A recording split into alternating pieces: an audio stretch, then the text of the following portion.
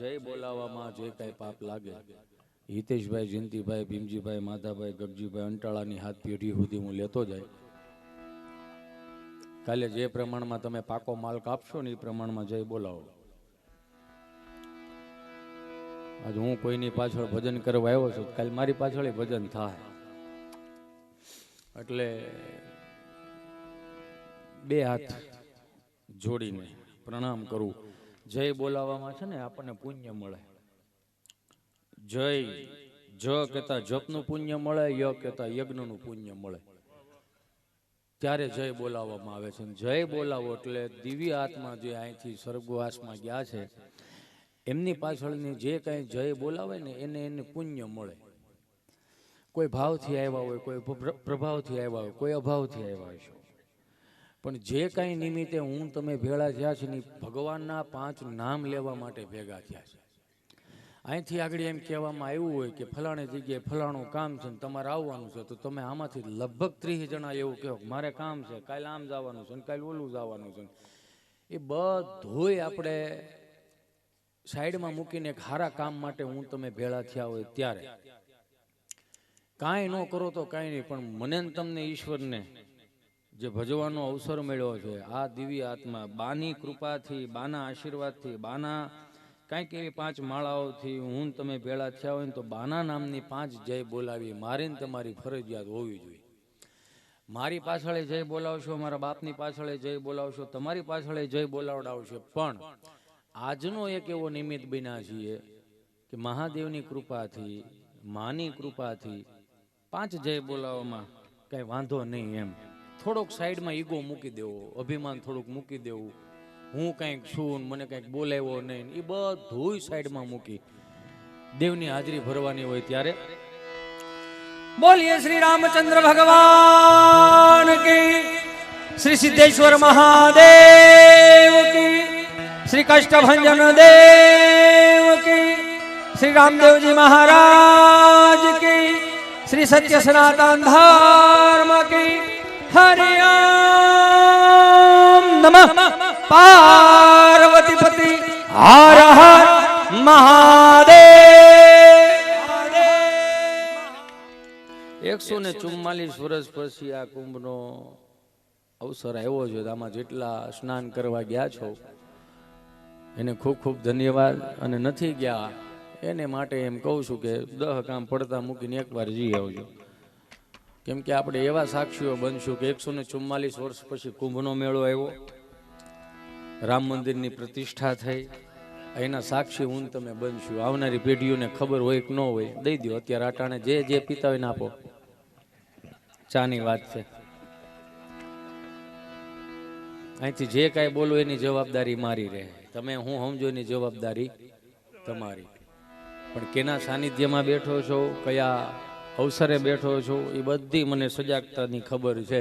એટલે જે કાંઈ અહીં બોલું ને એની અહીંથી જે બોલું ને એટલું હળવું આવશે, હલકું નહીં આવે એની જવાબદારી આપું છું. કેમ કે શબ્દ વિચારીને કહીએ, શબ્દને હાથ ન પાવ, એક શબ્દ ઔષધ કરે, બીજો કરે ઘાવ. બાની સાથે અવારનવાર મહિનામાં જ્યારે મિલન અહીંયા આવે ત્યારે બા બહુ ઓછું સાંભળે, પણ આમ જોઈ શકું. મારી પાસે લગભગ મિનિમમ 70 થી 75 સ્ક્રીનશોટ પડેલા છે બાના મારા. હું બહુ ભાગ્યશાળી આત્મા છું કે આ મારો 6થો પ્રોગ્રામ છે. 103 વટાવી ગયા ને બધાયનો. હું બુકિંગ કરું ને એટલે પેલા કહું કે ભાઈ હું એક હાસ્ય કલાકાર છું, સાહિત્યકાર નથી. તમે વળી આગળ એમ કહો કે બા વી ગયા છે ને એકાદી કરોડો રસની વાત નાખો, એ ભેળો નહીં થાય. તમે હવે સાનિધ્યમાં બેઠા હો ને તમને એમ થાય કંઈક કરુણ રસ લાવો ને થોડાક અમને રોવ. ના ના ના ના, એ વસ્તુ હિતેશ અંટાળામાં નહીં આવે, આજે નહીં આવે ને કાલે નહીં આવે. કેમ કે મેં મારી જાતને બાળે છે તે દુનિયાને હસાવી છે. દાંત કાઢતા શીખી જાઓ ને તોય ઘણું ખરું આમ જો હાવ હળવું થઈ જાય. 20 વર્ષના અબોલા હોય ને ખાલી એક સ્માઇલ આપી દો ને તો ઘણું ખરું બોલો વગર સાય સમાધાન થાય. પણ આમાં દાંત નથી કાઢતા ને વાંધો ન્યા પડે.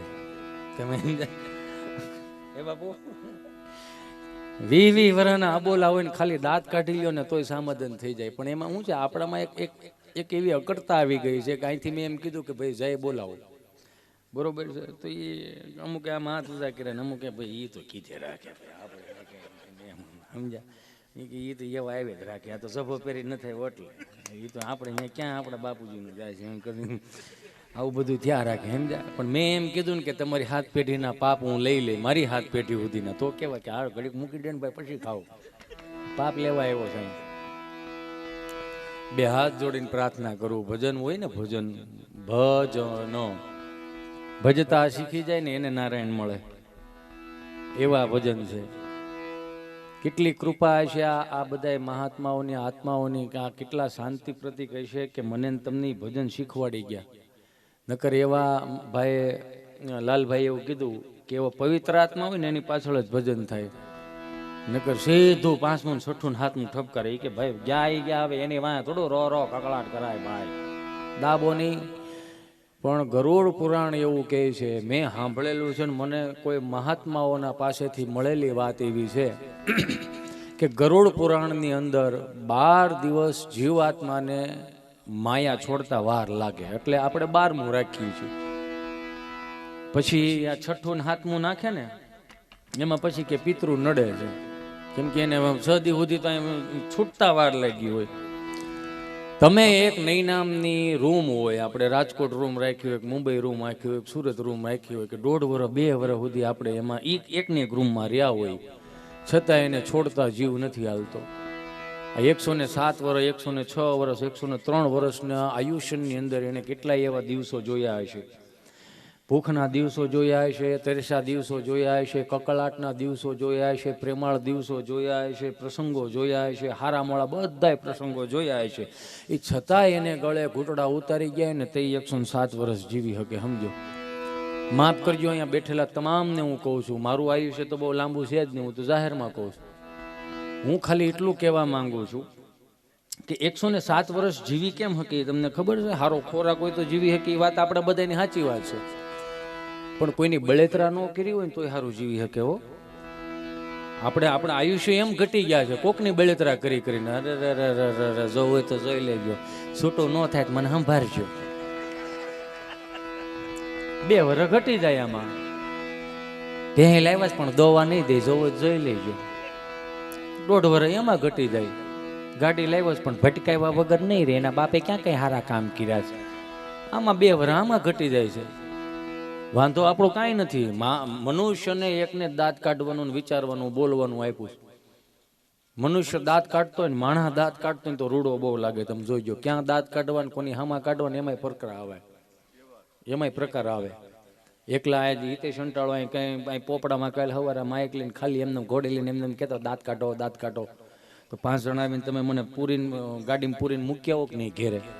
આને સટકી ગયું લાગે છે. હવે હાંઠિયો દાંત કાઢતો હોય તો કોઈ પાસે જાય ખરો? હાંઠિયો દાંત કાઢે તે લાવો.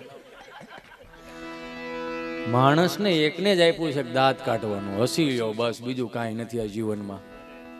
તમે જેટલા ઋષિ મુનિઓના દર્શન કરો છો, જેટલા સાધુડાઓના દર્શન કરો છો, એના ચહેરાની ખાલી રોનક જોઈજો, એના કપાળની ખાલી રોનક જોઈજો. નકર આપણી જેટલું હું ખાઈ પીવે છે કાંઈ ન હોય. મારો બાપુ જો ખાલી ગાંજો પીવે. પણ ગાંજામાં લીન એટલા માટે થાય છે કે ઈશ્વરનું ભજન કરે છે. ગામની બળેતરા નથી કરતું મારીને તમારી જેમ.